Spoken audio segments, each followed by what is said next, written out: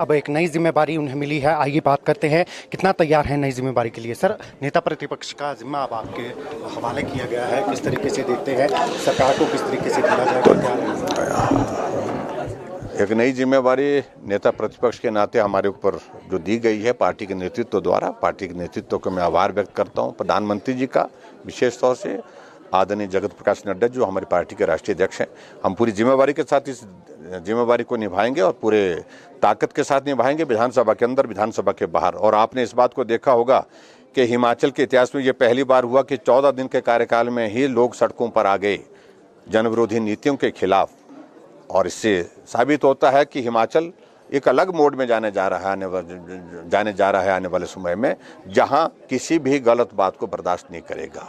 जो बदले की भावना से काम करने की शुरुआत हुई है कांग्रेस सरकार की, उसका खमियाजा उनको भुगतना पड़ेगा। सर, जो इंस्टीट्यूशंस बंद किए गए हैं, डीनोटिफाई किए गए हैं, क्या कोर्ट में जाने का भी है आशा? क्योंकि आप गवर्नर से भी मिले से इन सारी चीजों को लेकर के भी विचार कर रहे हैं, उसमें कोर्ट में भी जाएंगे। सर, जो अब जिस तरीके से कांग्रेस आरोप लगा रही है कि जो है भाजपा जो है लोटस, ऑपरेशन लोटस के लिए हमेशा तैयार रहती है। कोई ऑपरेशन नहीं कर रहे हैं कि बिना वजह के वो चिंतित हैं। मुझे लगता है कि उनको सोचना चाहिए, उनका अपना ही हाउस इन ऑर्डर नहीं है। सर, सीमेंट फैक्ट्रियां बंद पड़ी है, हजारों जो है लोग बेरोजगार हो गए हैं, किस तरीके से?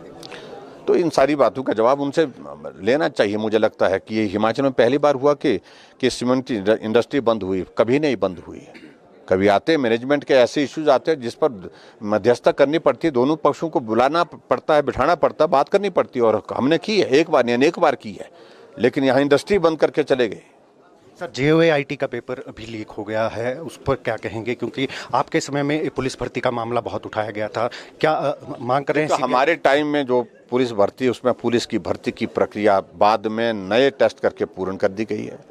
और जो दूसरी बात, जो वहाँ पर जो पेपर लीक हुआ था, दोषियों के खिलाफ कार्रवाई, CBI की इन्वेस्टिगेशन हो रही है। हिमाचल में ये किसी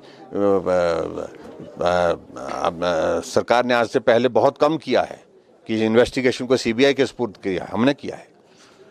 और अभी कांग्रेस के लोग क्या करते हैं देखते हैं भला जरा। सर, विधायकों की अभी ओथ नहीं हुई है, लेकिन वो तमाम मीटिंगें कर रहे हैं, कभी SP के साथ बैठक कर रहे हैं, कभी DC के साथ बैठक कर रहे हैं, तमाम तरीके की बैठकें जारी हैं। क्या आपको नहीं लगता ये असंवैधानिक? तो मुझे लगता है कि कांग्रेस को इस बात को लेकर के सोचना चाहिए, वो करके रहे हैं। सबसे पहले ओथ विधायकों की होनी बहुत आवश्यक है, ताकि जिस जनप्रतिनिधि को लोगों ने चुन करके भेजा है विधायक के तौर पर, वो अपनी उस जिम्मेवारी को निभाने के लिए जो है सारी व्यवस्थाओं के अनुरूप जो है अधिकृत हो जाए। तो सारी चीजें अभी तक उस तरह से हुई नहीं है।